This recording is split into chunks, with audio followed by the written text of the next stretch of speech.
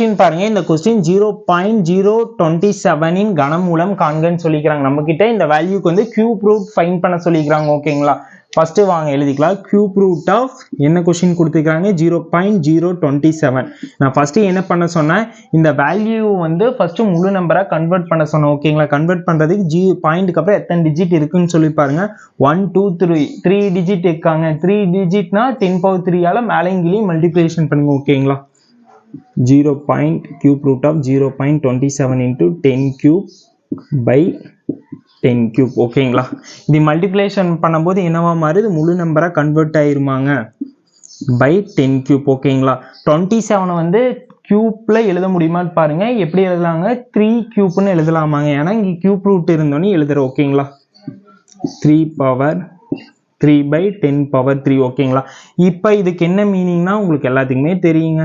3 into 3 into 3 meaning, இங்க வந்து 10 into 10 into 10 meaning. ஓகேங்களா, கியூப் ரூட்னா 3 வேல்யூக்கு ஒரு வேல்யூ வெளியே எடுப்போமா, 3 by 3 10க்கு ஒரு 10 வெளியே எடுப்போமா. இப்போ வந்து இது வந்து 3/10 ஆப்ஷன்ல இருந்துச்சுன்னா 3/10 போட்டுக்கோங்க. இதே இல்லாட்டி 0.3 இருந்துச்சுன்னா 0.3. ஓகேங்களா, இங்கே 1 டிஜிட் இருந்துச்சுன்னா பாயிண்ட் முன்னால வரும். ஓகேங்களா, இது எல்லாத்துக்குமே தெரியும்.